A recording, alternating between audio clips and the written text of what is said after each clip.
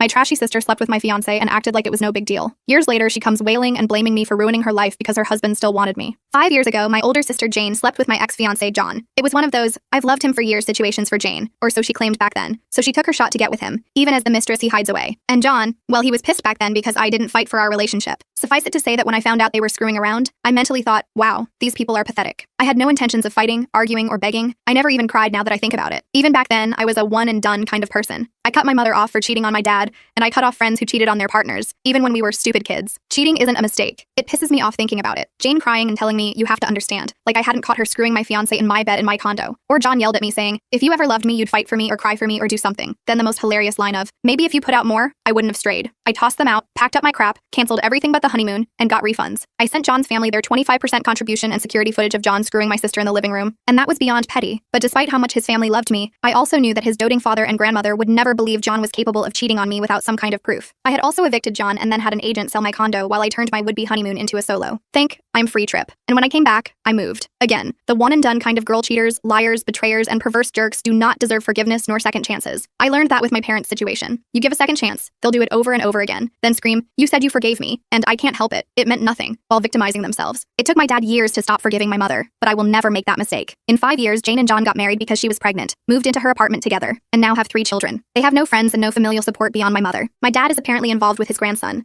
but he does not help financially, babysit, or even let John into his house. I was visiting my dad when Jane showed up at his house in the middle of the night. She had her children with her, had a black eye, marks on her neck, and bruises on her arm. And initially, I was worried as my dad brought them all in. That worry disappeared the moment she said John got angry at her because I'm not Mary. She was blubbering about all the things John expected of her, and how he essentially wanted her to be me, Little Miss Perfect, even though I was the one who didn't want him. Dad tried to stop her multiple times, but I told her to keep going. Her tirade was how it should have been me he hated and hit, not her. John lost his family because of me. They only have our mother as help because of me. That I didn't love him enough to fight or be with him no matter the circumstances like she did. That everything falling apart was on me, not her. And that she was sick of how I ran away and yet still managed to ruin her relationship with John. Even her wedding was all about how Mary would have wanted this. And intimacy always ends with, intimacy with Mary was better. You need to try harder. And apparently, in Jane's eyes, John beating her for the first time was entirely on me. Wanna know why? Because her children look like our mother instead of me, who looks like my father. Even her children are treated like thoughts by John because he had hoped they'd get good genes. They only had another child because he wanted one to look like me, and that one doesn't either. And then, she said that maybe if I talked to John, things would get better for her. After all that, Dad pretty much told her that her kids would be staying with him, but she was on her own. Go to the police or your mother. Then she turns to me, begging me to convince him otherwise. Like, is she serious? You're in a situation of your own making. You're older than me, decided to screw a taken man, and then married him even after you claimed all he wanted was the woman that abandoned him. You're the one who was cut off from any viable support system by being an awful person. No one deserves to be abused, and I don't view it as karma. But Jane stopped being my sister the first time she slept with John. Someone who loves you would never show such blatant hate for you. That goes for both of them.